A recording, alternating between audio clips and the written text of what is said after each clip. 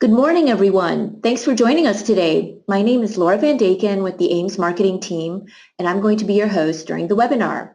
I'd like to welcome you to today's webcast, A Practical Guide to Supply Chain COE Methodology and Technology. This is the second webinar in our Center of Excellence series. So for those of you joining us after part one, welcome back. And for those of you who missed part one, we're going to be doing a short recap, and you can always go back and watch the webinar on demand on our website. It's my pleasure today to welcome our presenters, Chris Gordon and Herjan Delon. And again, for those of you that saw part one, they should be familiar faces. Chris has worked in supply chain consulting and operations across Europe, the US, and India for over 25 years. He's worked on many supply chain initiatives with a focus on using analytics to promote business transformation. Herjan has been working with leading companies, partners, and universities around the world. He also works closely with research organizations like Gartner, as well as our sales, support, and R&D teams. He has over 2 decades of experience in the advanced analytics space. So in today's webinar, we're really going to dive into tools and ideas to get you started on your journey of creating a supply chain analytics COE. As I mentioned, we're going to do a quick recap of part one, why is a Center of Excellence valuable, and some of the key ideas around that. Also, we understand that all of you are busy and you already have a lot on your plates. So we're going to give you some ideas about how do you build a supply chain analytics COE when you're already swamped. How do you find talent? How do you build applications? So the process to get going and get some traction, keeping your COE energized, next steps, and then we'll have the Q&A section, as I mentioned. So with that, I'm going to turn it over to Chris. Chris, take it away. Hi, good morning. My name's Chris Gordon. I've been in supply chain operations and consulting for 25 years. I've been at AIMMS for almost 2 years now, and I've had a great opportunity to learn about analytics in supply chain from my colleagues, some of whom have been busy with this for more than 2 decades, and also from customers who have been through this journey many times. And I've really got some answers that we share here.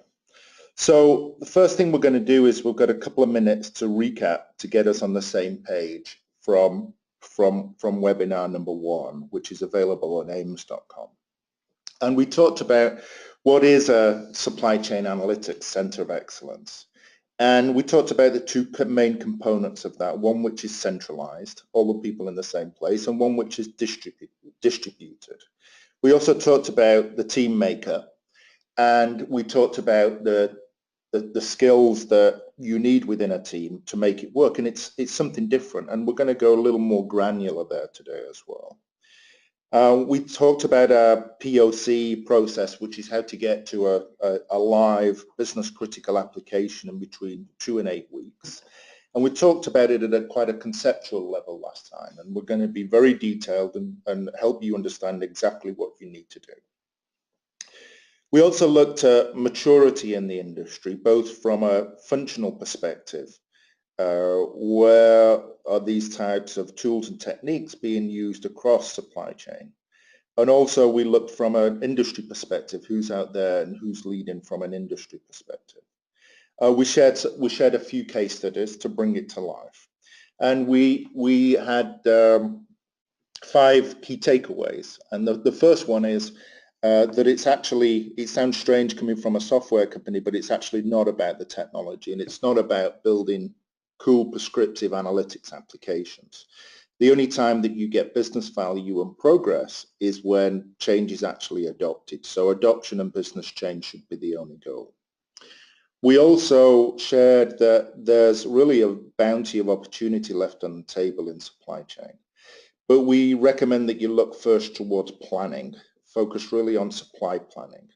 There's a lot of opportunity there, and also think about revenue. So if you can create an opportunity and build an application that brings revenue to the business, it's much easier for you to get the funding and support to help this group grow. There's a lot of you out there that have already got a supply chain center of excellence. And that can quickly become a supply chain analytics center of excellence, but you've got to add some additional resource around operations research. You've got to add some technology typically, and you've got to add a methodology as well to make it work. You should definitely wait for the right opportunity to launch and earn your executive sponsorship. This really shouldn't be an academic exercise. There's enough real business problems to work on. And the proof of concept approach that we propose is not really to use once and once only. We're suggesting you should use it on an ongoing basis to accelerate adoption and to keep energy levels high. So we're fortunate in that we at AIMMS attend quite a lot of supply chain conferences across the globe. And one thing that we notice around these conferences, there's almost always a round table with execs on it. And they acknowledge that there's a real issue within supply chain in terms of talent. And they ask the question, what on earth are we going to do? And typically the answer is, well, more grads, higher, more competitive compensation, and often embedding themselves more directly within college events, so trying to access students earlier. What strikes me about this, it's the same as has been occurring for maybe 20 years or more, but it's just more of it. And if you think 20 years back, then the promise was more technology, more data, and the promise was that if we use this technology and this data, weren't we promised that we could do better business faster? And we feel at AIMMS that the reality is somewhat different from that. So what we see out there is a whole host of pressures on supply chain leaders. There's a huge amount of pressure on supply chain groups. So how are you going to find the time to build a supply chain analytics center of excellence? And how's that going to help me get out of this? So as mentioned, there appears to be a huge shortage of talent. And surely the talent needs can't be the same as they were before. There's more data, there's more analytics, customers are behaving quicker, and we've got much more insight into rapid changes in customer behavior. And despite the acknowledged shortage of functional expertise, we still see functional expertise bogged down in implementation projects. So I spent 15 years implementing large-scale supply chain technology. And that was supposed to make business faster, it was supposed to make business better, and it was supposed to offer a lot of automation to free up time. But the reality was different. And really the peak of excitement with large-scale implementations is at the beginning of what is effectively a 12 to 18-month project. And as you work your way through the project, then really it's a whole series of expectations being diluted. And you get to the end of an 18-month implementation, and most functional leaders at that point are just grateful to get anything that works. And the whole fit-for-purpose approach to giving an application that the business users need really they go off track. So finally, we hear a lot of talk about supply chain centers of analytics, centers of excellence. And there's a lot of pressure because you don't know where to start. You've not done it before. And with the help of our clients, with the help of knowledge within AIMMS, we're going to help with that. So if you're going to successfully go on this center of excellence journey, we feel that you've really got to address these challenges to be successful. So if you look at the center of excellence pyramid, so we're proposing here that you utilize the talent that's already in your business or with your partners. The bottom three layers here are skills that are very familiar to you. That you've got obviously the functional skills in your business, the training and change, and the IT representation as well. So from a functional layer perspective, you really got to consider these individuals as a precious resource because there's just not enough of them. And with our approach, we're talking about part-time commitment of between 2 and 8 weeks per application. And at that point, benefits are already going to start kicking in that are going to free up time of the functional team. So a classic example of that for clients that use this approach and this technology is within sales and operations planning, which is typically done with spreadsheets and often done on maybe a monthly, but maybe a quarterly cycle. And what we find is we've got functional expertise that are embedded in this process, basically being spreadsheet jockeys for many weeks on end before they go into their S&OP meetings and then start the cycle again. And using this kind of approach, you're changing from days and weeks commitment to basically minutes and hours commitment to get the insight needed to have a successful S&OP event. But the missing link here, and the missing link is something that I learned about at AIMMS, is the operational research talent. And Gertjan, I'm going to hand over to you because it's something that you know a lot more about. Thank you, Chris. Yes, as Laura already explained, I've been 20 years in this business, what we used to call operations research and still call it, but many words are given to it right now. And a very important term coined right now is prescriptive analytics. So I'd like to address the top part of the pyramid. Typically, if you look at an organization, you don't need many of those, but they're very crucial to be successful as a supply chain center of excellence. And as mentioned last time in the part 1 webinar, here you have to think of the skills like linear or nonlinear programming, mixed integer programming, and many different types of that. Skills that help you optimize, affect your business, create business outcomes, and develop models. And it's this function of the pyramid that we want to dive a little bit deeper in for a moment, because as Chris was saying already, there's a high demand, there's a need for this talent, and there's also a challenge to find them. That's no different in supply chain business. We just came back from the conference, talking to the executives and showing a high need for good people. But I think also specifically for a more supply chain talent-driven organization, you might not immediately recognize these skills. And we certainly see that those who do already understand the value and organize them, having them either in-house, so they have a small group, which typically could be 2, 3 even, but they could grow up to 10, 20. They have it either contracted through preferred partners, they are supported by us, or they recruit them through professional organizations and recruiting tools. So the characteristic of an OR person, I think it's good to stand still for a moment on that, because the moment you start developing OR skills in your organizations, and OR being, of course, operations research, you will develop a number of capabilities that will put you in a very good use in combination with the other skills mentioned in the pyramid displayed on the previous slide. First of all, very important, you develop a strong analytical mindset. That allows you to build a strong connection with the data and an understanding of the relationship within the data. It will allow you to turn data into insights using data science and OR techniques. And it makes your insight very objective and making sure the data will speak for itself.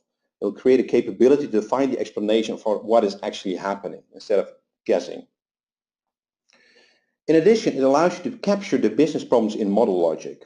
This, in fact, combines the data with the business you're actually running and includes the decision-making process, which allows you to build actionable decisions. It creates you to capture the so-called business models, making it reusable, data independent, and you will be able to create what-if scenarios. In fact, data becomes actionable by building the models. Thirdly, typically the OR people are very fast. They like to understand the actual working of the business. They want to do that in great details and are able to digest it very quickly because of their analytical mindset. They're typically very to the point when it comes to the problems they face or see in the logic, and they want to remove any ambiguity, and this improves the quality of the models. Lastly, they're very interested and able to solve complex problems. They have a strong interest to work on them and are typically come up with a solution they did not think of before. They're typically addressed as puzzle solvers. They embrace also uncertainty, a very important point in the supply chain, and have techniques to capture those. They can tackle complex problems with many degrees of freedoms. In fact, where many or most people stop, they continue. They embrace the complexity as a challenge. And this allows you to get insights you typically have not seen before.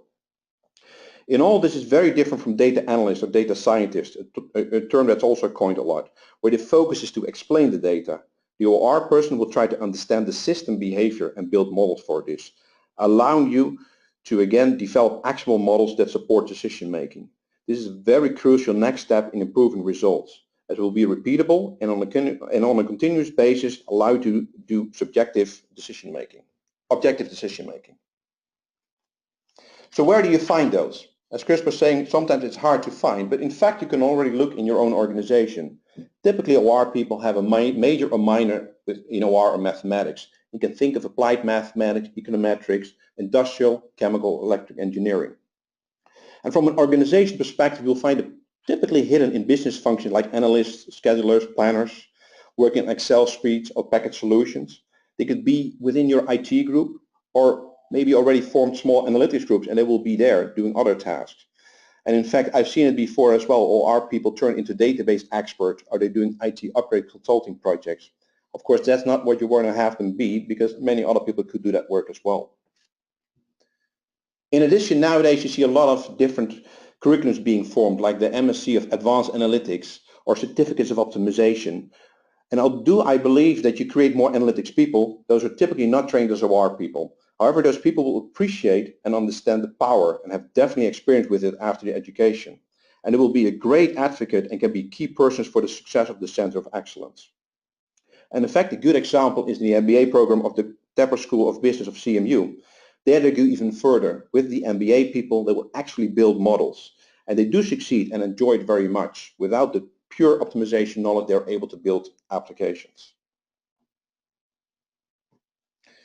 If you don't have them inside, you want to find them. There's a great organization, and we go there every year. They have several conferences, and they have over 12,000 members in the US.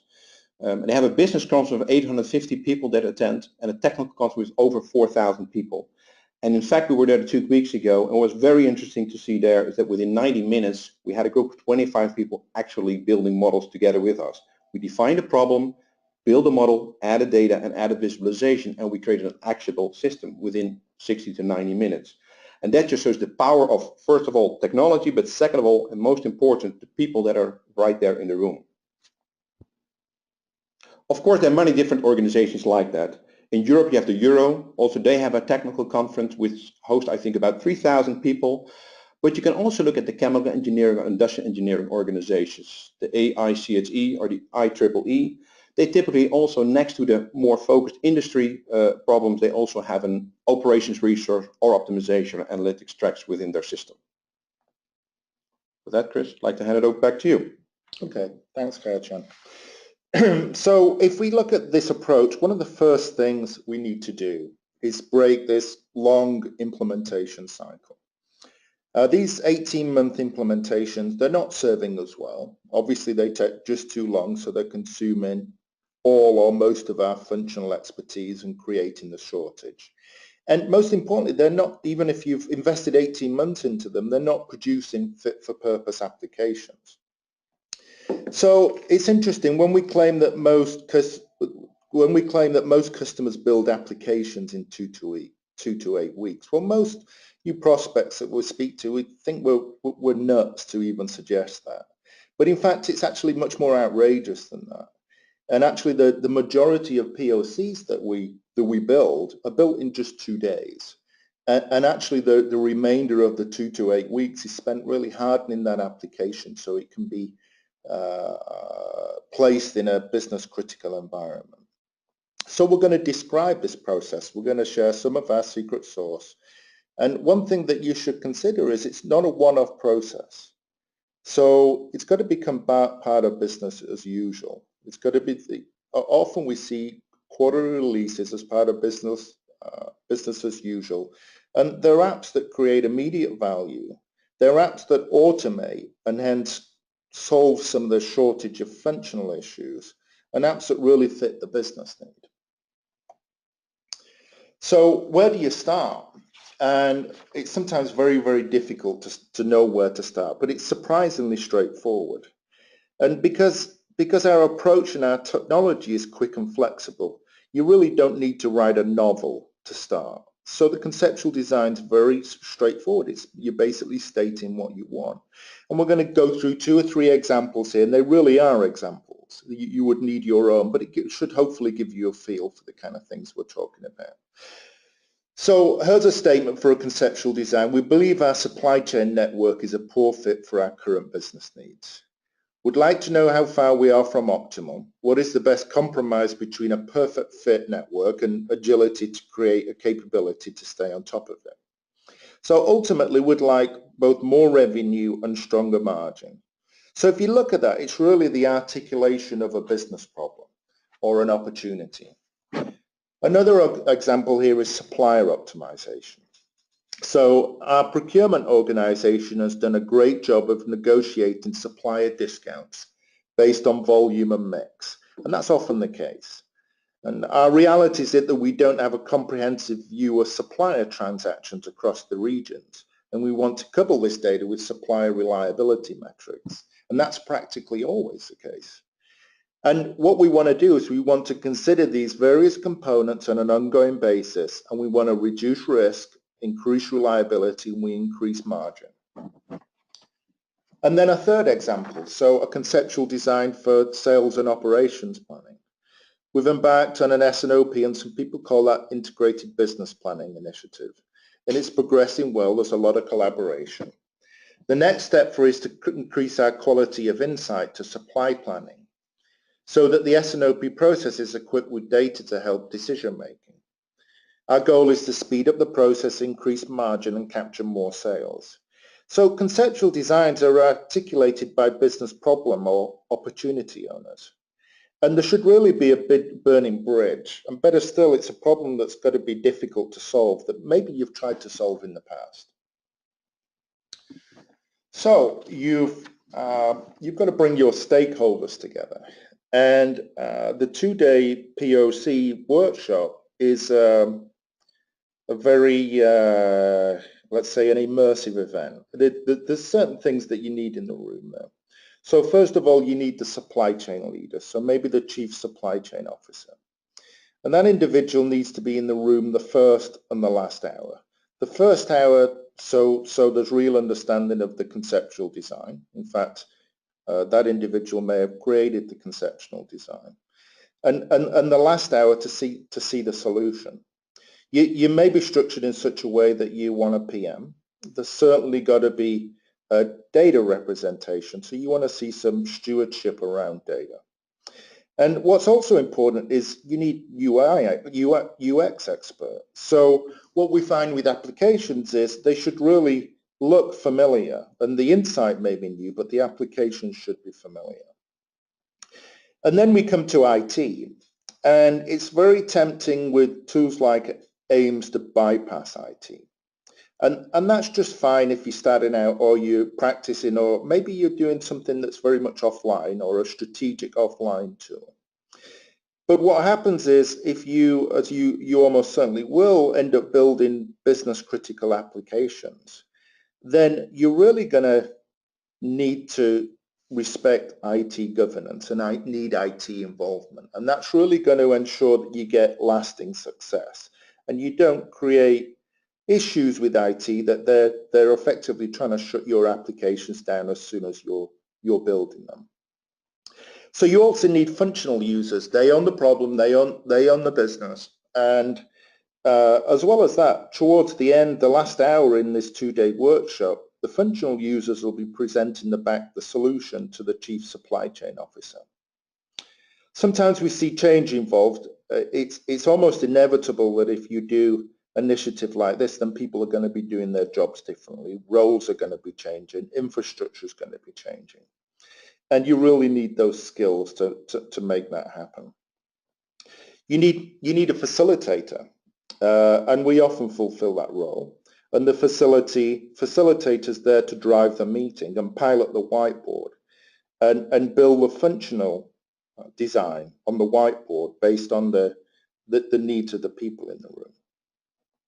And then you come to the skills that we're introducing to some of the supply chain people on this call. And it's the OR skills. And the OR skills are there to develop the application. And what's important and what we really believe in, it's always important to start off with from zero. So you there's no pre-built applications that we use in this environment. And we do that because we really believe in a glass box approach. Everyone needs to know what's in the application. It really helps with trust and it really helps with adoption. And what we see is if you compare this with a traditional black box approach, then we see de-skilling of functional supply chain people, and we don't want that. Whereas if it's a glass box, everybody in that room, IT, OR, the functional user, everyone knows what's in the application, and it's a great way to upskill your users.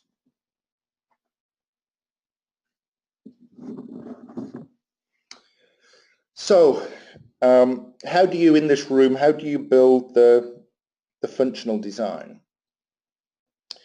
And essentially what you do is you take the conceptual design and you build it out. So, and this is just a real example. This is just an example, and it's an example for maybe a network model. So first thing you want to consider is how many users have I got? In this instance, I've got maybe 8 supply chain planners, and they're planning a 3-month horizon, and they're planning every week. Then you always think about, well, what supply chain assets have I got now, and what supply chain assets might I need in the future? So you think about distribution centers. You think about physical plants if you're manufacturing as well. And then once again, you continue to add layers. So think about products. In this case, there's a couple of 100 products, but we often see a couple of 1,000 products, and we often see 1 million products. We think about the bill of material. We think about the physical characteristics of the products within the supply chain, maybe weight and cube, because that's how they attract cost. We think about categories or availability targets and lead times, and maybe gross margin. And this is really tailored to your business. And then we continue to build it out with demand. So we want to capture demand. We want to capture what perhaps the customer tiers are. If you've got maybe 2 or 3 tiers of customer, and what availability expectations and targets are. And then if you've got production plants, we continue to add layers. So we think about product compatibility. We think about capacity. We think about the different productivity that you might get for each SKU and the labor cost that it attracts. And if you're going down the path of maybe a cost to serve model, you might think about fixed and semi-fixed variable cost. We often see our customers include pricing. Obviously that helps with any margin model, but it's also obviously going to help with a pricing model too. And then inevitably we see the layer of transportation, and we always see a transport handling unit. So is it bulk transportation? Is it on pallets? Is it in stillages of some kind? What about vehicle compatibility? What vehicles will a customer accept? And what are how does this transportation attract cost? How do we do that with maybe cost matrices? And then you look into supply. So you continue to add these layers, and then you come to the formulation. And we think it's very important that you do this on a whiteboard to start off with. So what are we trying to achieve here? So what we're trying to achieve in this instance is we're trying to maximize profit. We're trying to do that while we're meeting service level targets, and we want to respect capacity limits. But we also want to understand that, this is a business, and math helps us, but it's not the beginning and end. So we're going to allow an overcapacity of maybe 5% for 5 days a month. So the cool thing about this is this solution, where you start on a whiteboard, this is very familiar to a supply chain individual. And the first half day is spent on the whiteboard scoping out this solution. And then after half a day, it's really about moving from the whiteboard and moving seamlessly to the technology so it morphs into an application. And it's got to be done in a very transparent way. So there's certain things that you're going to need from your technology to make this a reality. And Gertjan, I'm going to hand over to you to talk about it. Thank you, Chris. Yeah, I'd like to lay out a few expectations from a toolset in this case. And of course there can be many, but I want to highlight a few that allows you to capture the actual value of OR all the way up to the business outcome, as that is what you need it for in the end. And of course to capture this proof of concept. So let's start with the first two, the easy to model and the flexible and fit for purpose, or as Chris called it as well, the glass box. Now, it should be easy to go from a whiteboard to a model, to understand the logic and the ability to communicate them with more than yourself as an OR person. If you look at the right side, you see an overview. In fact, you see locations, depots, storage, inventory. Different words are very similar to what was written down on the whiteboard. It's not the exact same. It's a different example, but it gives you a sense of what is exactly what we're putting down into the model. The good thing about it as well, it's very flexible. I can add different variables, which are decisions that I have to make or constraints or restriction that you might have in your business. And that's how you can build together the model. You can start small and expand it from there. And I like the glass box approach. I first heard at UPS saying about that because the glass box really allows everybody to dive in and understand the business and understand the transparency of what's really going on. And that increases the adaptability and the usability of the system because everybody knows where maybe things went wrong or where we have to dive into. So you're really opening up the box in that sense and make a black box a white box or a glass box. In addition to that, you want to gain direct insight of the results. And you want to do that in an attractive and easy to use way. And I think this is very crucial when you're sitting down in a room with eight stakeholders or more people in a room and you want to understand what's really going on. You don't want to look at mathematical formulations or just tables of data. You want to visualize what really is going on. So having nice visuals right on top of the model that you're building by click and drag and drop, you're immediately seeing the results of what's happening. And by adding complexity, you will see the results immediately again in the graph, like a network object, bar charts, and you have great insights. And of course, when it's attractive to use as well, people will adopt it sooner as well. Something that looks nice to eat, you'll eat it faster than something that doesn't look that attractive. In addition to it, it will be very agile as well because it grows with you as the business. In addition, you want to have a collaborative and scalable setup as well. So it's great, of course, to do the POC, but in the end, you do that for a bigger goal. You want to create applications or one application, multiple applications, have many people use it. So you want to control who's using what and what authority will they have in the application. Some people might only look at data. Some people might also control the data or do certain actions, feed data back to the database, all these type of things. That also means it has to be scalable. So you have to have an organization that allows you to have many users, many applications collaborate very well and don't get bogged down by having just a limited capacity. Of course, when you work into an enterprise environment, you want to make sure it's easy to integrate, easy to connect. And you have to think of the data, the ERP system, user management like Active Directory. And you don't want to worry too much about it. It should be coming out of the box for you. You want to have a happy IT organization that's excited to support you because that really allows you to get the business outcome that you're looking for. And if ready or when adjustments are needed, you want to be able to easily redeploy. And easy access for the organization is very important. So you get easy consumptions. And in fact, it's like looking at your iPhone or your Android or your Windows phone, whatever preference you have. Here you see an app store, and the app store gives you the applications that are there for you to execute on. I think that's a very important way to get adoption from the end users. But in the end, you want to stimulate innovation. In all, you want to have an organization in a better place than when you started the POC, using a tool set and new processes and new insight with the people that were working on it. With that, we mean that you're not just having the technology, but you started the transformation. Transformation do things differently, adjust certain roles, and improve decision-making continuously. With that, Chris? Thanks, Gertjan. So now you've built your center of excellence, you've invested your time and effort, and now you really need to keep the team energized. So what you've created here is a team of very effective problem solvers, and you've basically got to feed the beast. So across the supply, there's two ways to do this, and some organizations we see do both. So you can keep your team busy across the supply chain. That's the first approach. And Gartner put us in the prescriptive place on the chart there.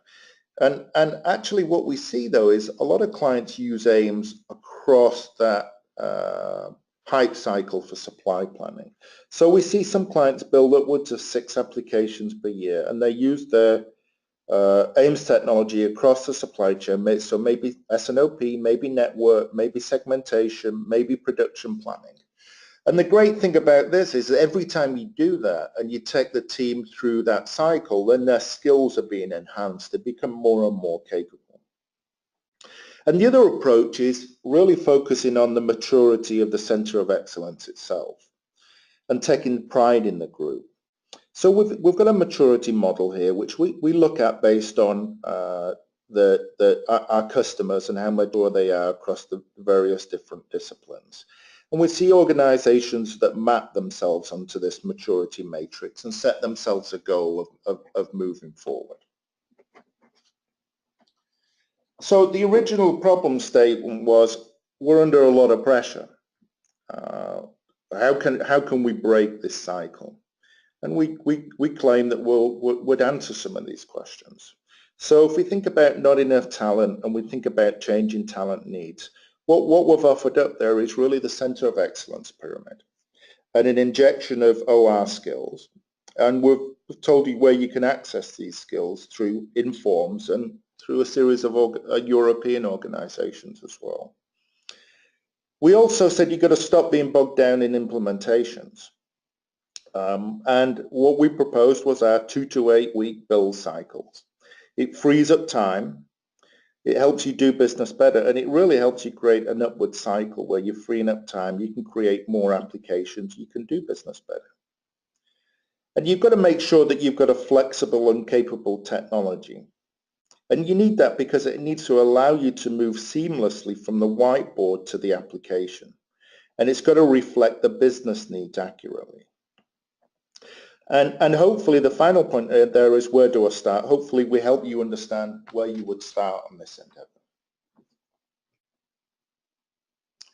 So we've got some key recommendations and next steps. So the first one is focus on rapid and successful implementation. You've got to break the cycle. 18-month cycles, they're yesterday's technology, and you really need to focus on the 2 to 8 weeks.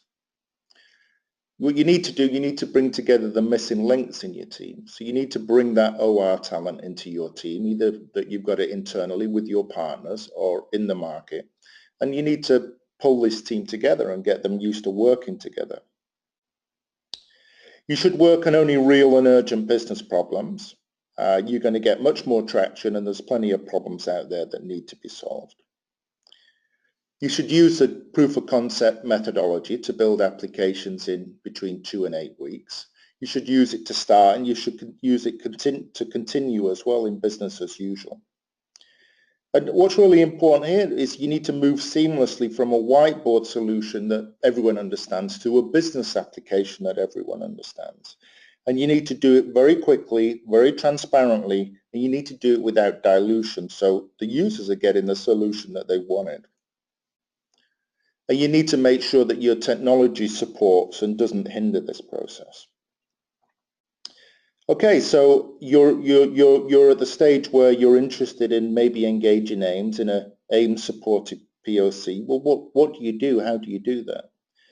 Well, the first thing that you need to do is pick the phone up and test your conceptual design and us for fit. We exist in a lot of different places in supply chain, but not all of them. A lot of your work is to ensure that you've got access to stakeholders, and you can get the stakeholders and your chief supply chain officer around the table. And then you need to reach out, because we typically schedule POCs 5 to 6 weeks out. We love this kind of work, and we really enjoy doing it, and we're very happily engaged with it. So I'm going to hand over to you, Laura. Great. Thank you so much for joining us today. We hope you really enjoyed the information presented. And a big thank you, of course, to Chris and Gert-Jan. And just wanted to point you to some additional resources. So if you have any questions, I just wanted to post Chris and Gert-Jan's information here. Feel free to call or email them if you have any specific questions.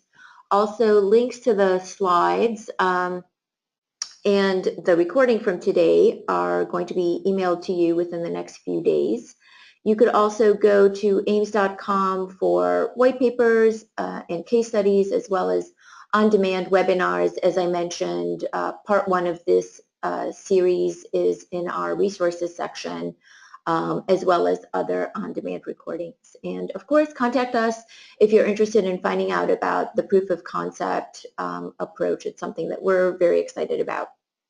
So with that, thank you again, and have a great rest of your day. Thank you. Thank you.